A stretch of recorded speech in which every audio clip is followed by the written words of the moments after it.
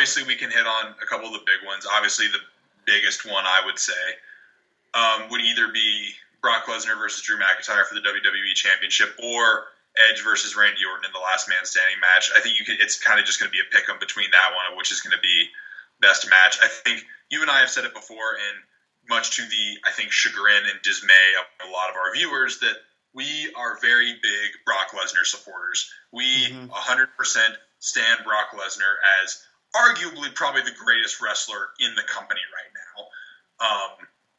I think that it might be Drew McIntyre's time. I think it is Drew McIntyre's time.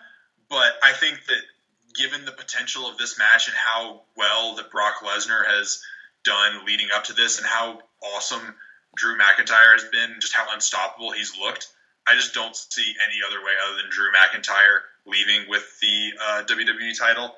But I also just see it being an absolute just behemoth, monster fight that, back to the good old days of just hoss fighting and wrestling, Yeah, I 100% agree. I think Brock Lesnar is one of the most underrated wrestlers in the company, and no one really gives him the credit of how great he is in the ring. He sells his ass off, and he puts on great matches constantly. The only few matches that people don't like is when he went against Roman. They had a bad storyline. There's a few storylines that were just terrible, but everyone has bad storylines. He's a great wrestler. He puts on a good show. Sometimes people get tired of the suplexes. Tomorrow, oh my God, when he suplexes Drew, that dude's so big, it's going to create the biggest slams. It's going to be nuts. Dude, he does a hand release suplex on Drew, and Drew just goes flying. This could be like a 30-minute match. I wouldn't be surprised. That'd be amazing if this one went deep. I think it could definitely go 30 minutes. I'm not kidding. I don't know that they'll go that long, but I think this one will be a solid 20-minute match, maybe. It's going to go at least 20, I would think.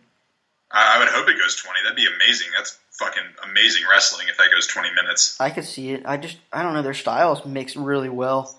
I think the longer this match goes, the better it's going to be. I agree. It's gonna be something different. I think we're gonna see a lot of Brock pulling out stuff that we haven't seen in a long time. I hope we do. Anyway, I do want to talk about at least a few other matches. I know I want to talk about Charlotte's match with Rhea Ripley. I want to talk about John Cena and The Fiend, and I wanted to talk. What was the other match we said at the top? Edge and Orton. Edge and Orton. Is there another match? There's other matches on there. I just don't know if there's any huge matches. There's a few of them, but I don't have a super vested interest in them. The other one's the SmackDown title, the Raw Tag Team title, Aleister Black, Bobby Lashley, Otis and Dolph, and Natalya and Orton. Otis and Dolph. I want to talk Otis and Dolph. Okay, we can talk Otis and Dolph. I love Otis. Actually, as I said that one, I was like, I kind of am invested in that one. I love Otis. I actually like this storyline. This is probably one of my favorite storylines. Let's talk about it now. This is probably my. Let's do it, Mike. Let's do it. This is my favorite, reality TV storyline. I love it. I love all of it. We call this one the Siesta Key storyline of the summer. This is the one. Yeah, this is the one I like. This is what WWE is. You got to have some of these storylines to keep you just these absolutely ridiculous fucking storylines that you're like, what the hell is going on right now? That you can just look at and be like, okay, this is why I watch professional wrestling. Otis is such a... Oh, dude, I love Otis. He's just such a personality in himself. And he can go, dude. He's a freaking freak. I love Otis to death. I want him to smash Dolph Ziggler tomorrow. I think this is the most character I'm invested in. This is definitely the character I'm most invested in this whole time.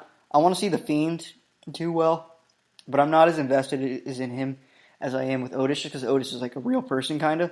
And that's I feel like that's exactly who he is. He's just a musclehead, eating meat, just being funny. I just really relate to him, and I love him. And I know Dolph Ziggler can bring out a hell of a match, and he can take all these bumps. So I'm excited. Yeah, it's going to be interesting. I don't know which opportunity they're going to go, with it. I'm really interested to see why, what Mandy Rose has, what involvement she's going to have in this match, if any. But I'm excited. This will be interesting. This will be the entertainment factor in this match will be very, very high. She has to have some involvement, right? You would think so. You would think so. There's no way she doesn't. There's no way Sonya and her aren't involved. They're way too big of the storyline. I would think so, but you just never know. You never know. I guess. What was the other thing I wanted to say? I can't remember the other thing I want to say now. Gosh, bad hosting skills by me. Anyway, I know Mandy's going to show up. I'm 100% sure. I think Sonya's going to attack her or something. Something's going to happen. You can't just, not have it. I hope Otis smashes him. I wanted to ask you, I guess we kind of talked about it. It was just more about, what you thought about the SmackDown on Friday when they brought out the whole promo and just showed that Sonya was in kind of controlling it. So, part of me is like, oh, I definitely, could have guessed that all along, blah, blah, blah, whatever.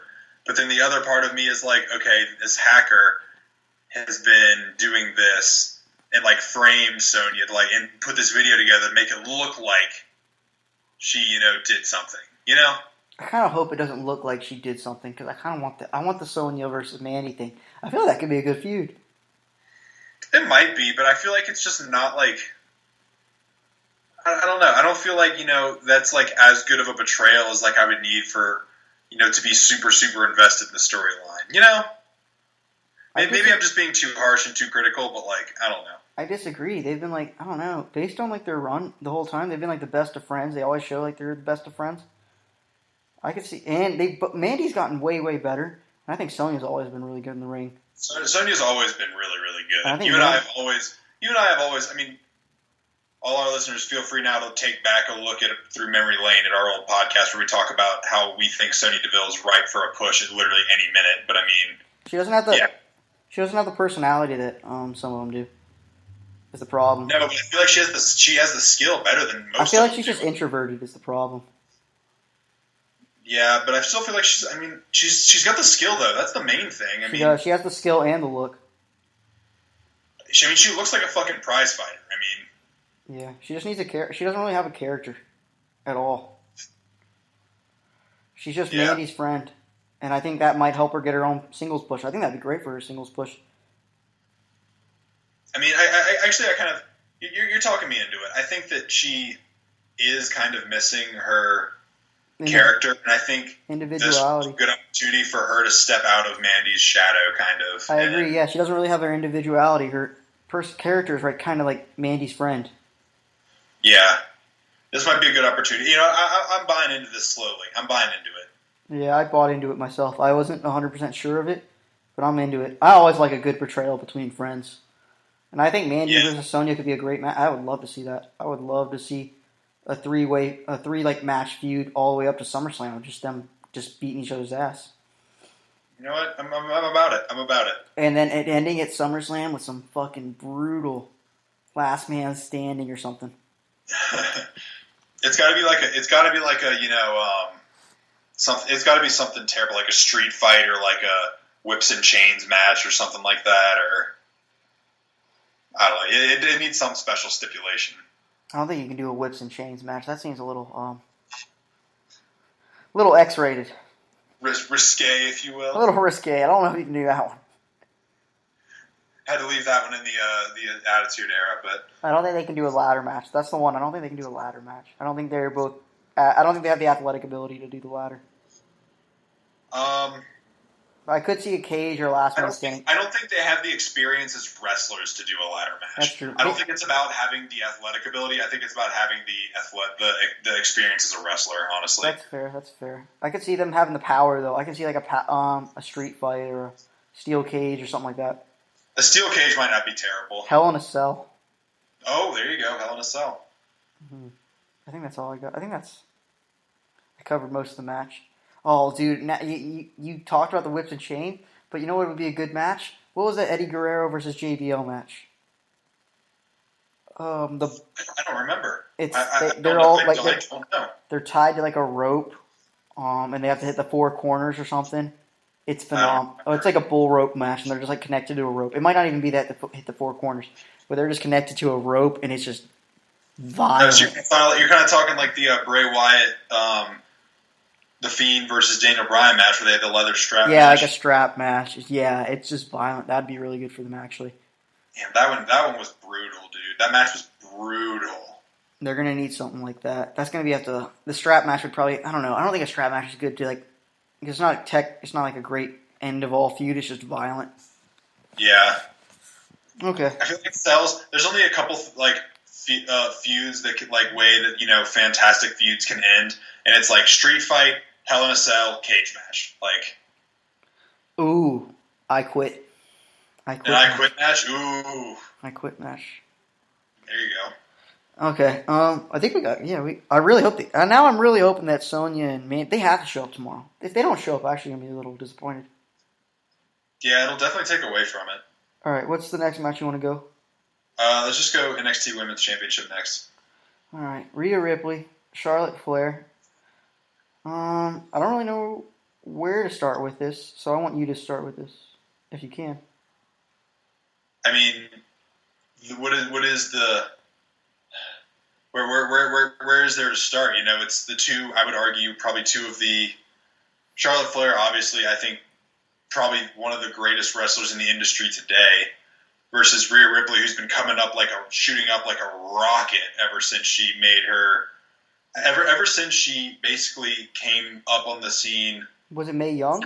So she was in the inaugural Mae Young and has been in it every year, but she really just made a great run last year. Yeah, she made that great run, but I feel like it was that one Mae Young that started everything, and then the British. No, it absolutely was. That's what I'm saying. That Mae Young, when she was just being absolutely ruthless, and she was in that match where she fucking. She was wrestling Tegan Nox, and I don't think it definitely was not Rhea Ripley's fault, but Tegan tore her ACL, and Rhea just did not give a fuck. Stayed in character the whole time, was just brutalizing her, teasing her, and was like, "What the fuck are you doing? Come on!" Just absolutely amazing character work. And I think she just kind of somebody saw her, and then fast forward a couple months, she becomes the first ever NXT UK Women's Champion. Then she loses that to Toni Storm. I still debate the outcome of that match. I think it was the wrong choice. However, it happened, and it allowed her to come over to NXT and then beat the brakes off of Shayna Baszler and win the NXT Women's Championship, and just been on a fucking rocket strapped to her back coming up. So, and she's still so young too. She's 23. She's she's 23 years old. Yeah, and she's 23. Yeah, and so she still has so much to learn and so far high to go. And so the fact that this match is happening is I love it. I think it's fantastic. I was really hoping when Charlotte Flair won the Royal Rumble that she was going to pick Rhea Ripley. I was like, no, there's no way they'll have her challenge for the NXT Championship. No way. But sure enough, I mean, we're getting the match, and I don't see two ways around it. This is going to be a damn fine match. I mean, I think it's going to be a really good match. I'm a little worried that she's still a little green. She still doesn't have the big-time matches like that. I'm really hoping Charlotte can bring it all out of her. And I think that the fact that it's pre-recorded and they can work together with this, I think it's going to help her a lot. I think it will too. I think you hit the nail on the head there. The fact that it's with Charlotte, who's such a veteran and such a professional in every sense of the word, I think that it really is going to help elevate the quality of the match. Whereas I do kind of agree that Rhea Ripley's still a little green, still has a lot she needs to work on, and for as good as she is, I think that just having Charlotte there is going to elevate. Charlotte Flair's the LeBron James of WWE. Everyone she works with just gets better, and I think that that's what's going to happen here. I don't want to take this away. I don't even want to really say this, but I'm kind of glad that it's not happening under the WrestleMania lights for her because she's so young. And if no, dude, no. She's wrestled at takeovers. Don't. It's WrestleMania, dude. It's WrestleMania. Don't do that. It's WrestleMania. It's tough. Don't do that. And I don't think she would have got the match she deserved if it was just at the WrestleMania show. I do not agree with you. I think they would have hit a lot of stuff, and I think that tomorrow she's going to be able to showcase herself a lot more than she would have on WrestleMania on the live show. Don't do that. Don't do that, Mike. I'm just saying, I really do believe it. She's young, dude. It's hard. 23 years old, going into WrestleMania. That's a dream. It's tough. I'm not saying it's not tough, but I think she's a professional. I think she would have gotten it done. She's a professional. She's done. She's been. I don't feel like she's been in those big spots before. She's been in very few big spots. Is the problem. Dude, she won the first ever NXT UK Women's title. I think they brought her up fast. I think it's fast. I just don't agree with that. I don't think you're giving her enough credit